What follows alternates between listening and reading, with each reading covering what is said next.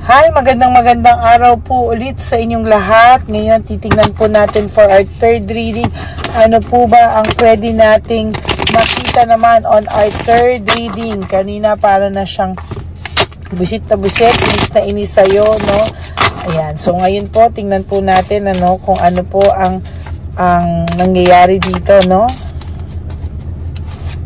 Ay, sorry. Excited much. Okay, bili po tayo ng 10. 1, 2, 3, 4, 5, 6, 7, 8, 9, 10.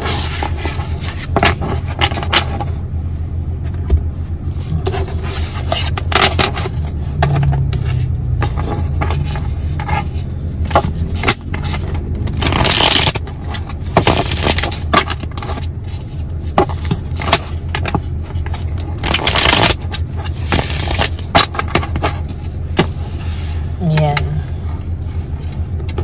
Okay. 1, 2, 3, 4, 5, 6, 7, 8, 9, and 10.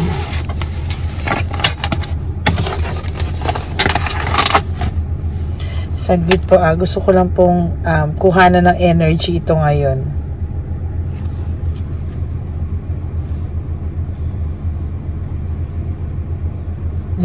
Aanahan ko lang po saglit.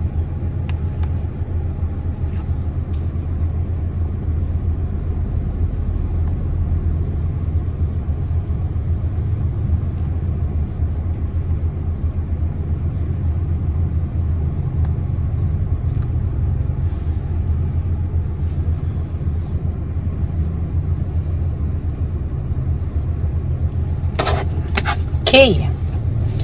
Ayusin na natin. Medyo inanuhan ko siya ng konting energy lalo para tayo sa energy natin.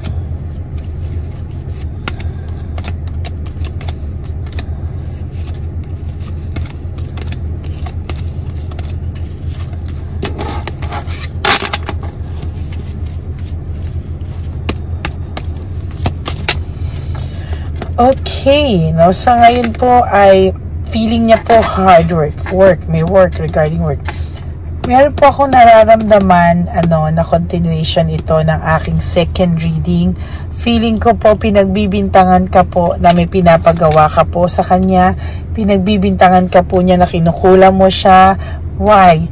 Because hindi ka po maalis-alis sa isipan niya. So feeling niya po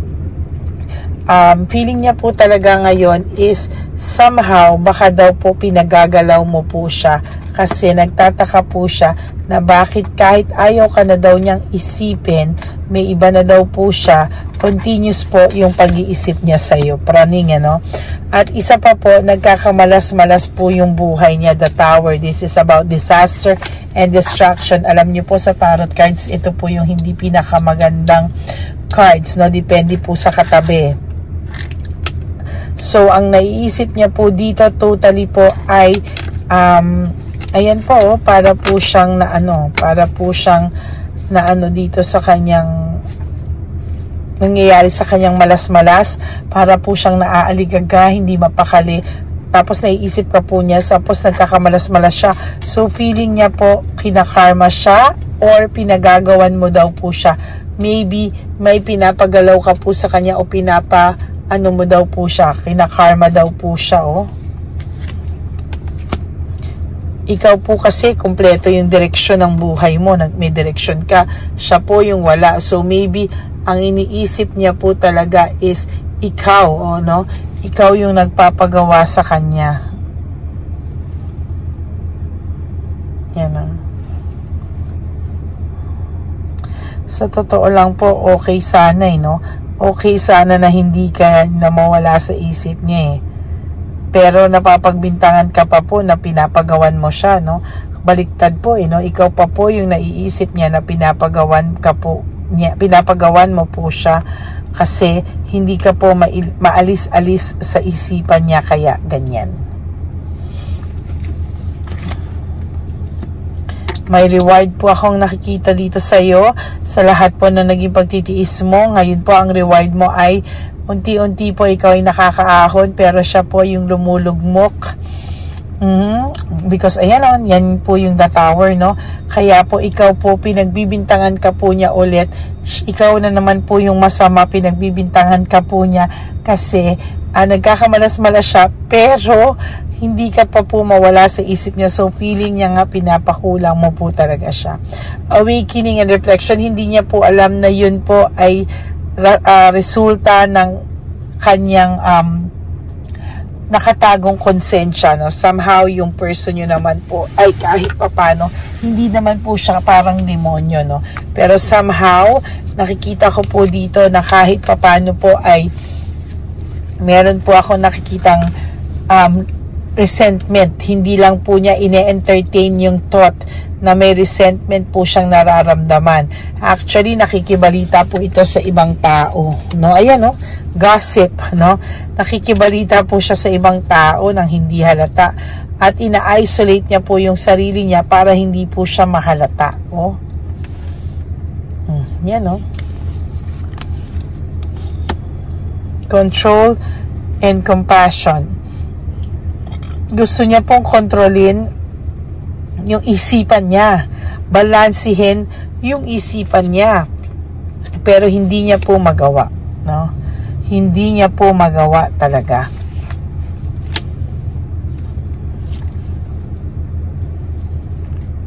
Reversal of failure. Yehey!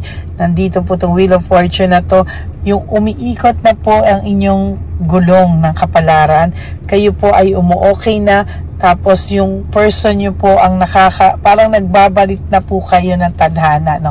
Kung ngayon pa lang po sa kanya nagsisingkin lahat ng kagaguhan niya, lahat ng kalokohan niya. Kasi ang lalaki po talaga or yung gumawa ng kasalanan sa inyo, maybe your person, babae man o lalaki, talagang ngayon lang po sa kanya nagsisingkin. Patapos na nga po, kasi sabi ko nga po sa iyo, patapos na po sila talaga ng patapos na po sila ng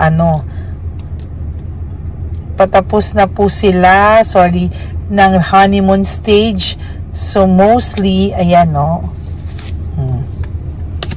Oh, gossip and isolation. Talaga pong nakikibalita po ito po sa inyo, no? Nakikibalita po siya sa inyo. Nakikibalita po siya sa mga mutual friends nyo. Yan, no? And so far, sabi ko nga po sa inyo, ina-isolate niya yung sarili niya sa mga taong kakilala nyo pareho. Why? Ayaw niya pong mahalata siya, no? Siya po ang sumira sa samahang meron kayo. Broken family, shattered dreams, or kung ano po ang samahang meron kayo, yung relationship niya po sa'yo, siya po ang sumira. And now, he is blaming you for whatever reason. Pero sa totoo lang po, no, wag po kayong mag-alala kasi siya po ang nagdadala, hindi po kayo na, no? Tapos na po kayo, siya na po ang magdadala. So finally po, mapi-free nyo na po yung sarili nyo dyan. Okay, satisfaction, you will be soon be free from all of this and you will be satisfied with your life. There's also emotional stability for you, no? Mababawasan na po ang pag-iisip mo sa taong ito. Malilipat po sa kanya ang energy because of his dishonest and unfairness, no? Deserve niya po yan. Deserve niya po yan. Okay? Now, sa security po niya, sa money, financial, medyo lubog po siya. Dala na rin po siguro ito ng balik ng tadhana sa kanya, no? And kayo po, tapusin nyo po yung mga kailangan yung tapusin. Maybe some of you may problema rin po kayo sa financial, naloko pa kayo. So, somehow, ayusin nyo lang po yan at makakaraos ka rin po. Asahan mo po yan, makakaraos ka rin po. Huwag mo na daw pong alamin kung ano ang mga totoo sa mga bagay-bagay. Just let it go. Surrender everything to the divine universe. Huwag ka na pong mag-NBI, no? Huwag ka na raw pong mag-imbestiga. Kasi sa totoo lang po, mas maganda po na wala ka na lang alam. Let Him feel the conscience and guilt, no?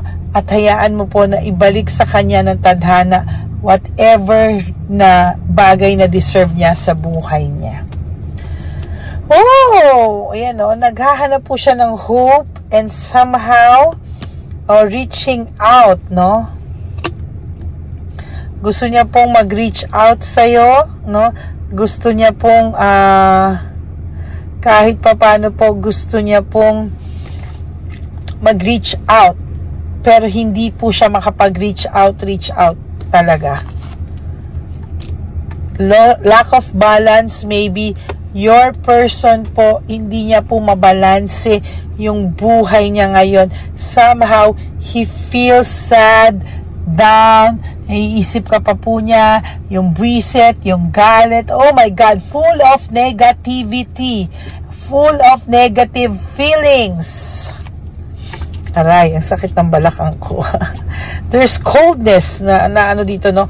May coldness po na nararamdaman ang person nyo sa kanyang partner, current partner, maybe kay Chabilitang pala kaganyan. Kasi po, too much bad energy, too much bad aura. Kaya ayan po, no, nahihila niya po lahat ng negativity. Kaya pati po yung mga kasamahan niya sa trabaho, kung meron man, o sa kung sino man yung mga tao na laging nakakasama nito, meron po siyang coldness. As of this very moment, he wants to isolate himself from everybody sa tabi niya po because of too much thinking sa'yo, too much buwiset sa lahat, and talagang napakabad po ng aura niya. Nawala po kasi yung morality niya, yung ethics niya. Hindi mo alam anong nangyari sa person na to, na dati naman ay super bait, ngayon walang ginawa kundi manloko at magmanipulate ng tao, at hindi mo alam sa 10 sinabi niya kung may isa dong totoo. Ngayon ay pagtanto mo na lahat ay pawang nakasinungalingan lamang at walang katotohanan. Okay? So that's your third reading for the day. No, pinagbibintangan ka na naman po niya sa bagay na hindi mo na ginawa, na pinapakulang mo daw siya. No? As a matter of fact, dala na lang po ito ng kapraningan niya, no? Praning na po kasi ito, hindi na po niya alam saan siya magsisimula, anong gagawin niya, nasaan na siya ngayon. Well, yan po ay karma, no? Karma po yan na nararamdaman niya buhay because of too much pain na nararamdaman niya. So, kasalanan niya po yan ngayon. Okay, that's it for your third reading actually for the day. Maraming pong salamat sa inyong lahat, and I will be back later for another set of reading, your fourth reading for the day. Ayan, bumabawi naman po ako no? So maraming salamat po. God bless you everyone. Stay focused, just surrender everything to the divine universe. Don't stress yourself. Life is too short. Huwag nyo pong gawing shorter ang buhay. Life is short. Don't make it shorter. Just surrender everything to the divine universe. Just let go and let God write your love story. Okay? For those of you po who wants to have a private reading with me, you can message me at Lady Lee Elena. That's Ladyly. Nasa dulo po yan ng ating video. Diyan nyo po ako mako-contact, no? That's my only official and legit FB account. So maraming salamat po sa inyo, to all my Lady Elena friends, family, and subscribers. I love you all from the bottom of my heart. God bless you all. Stay safe everyone. Drink water po, not because sobrang init. I love you, and I will be back later for another set of reading. Bye!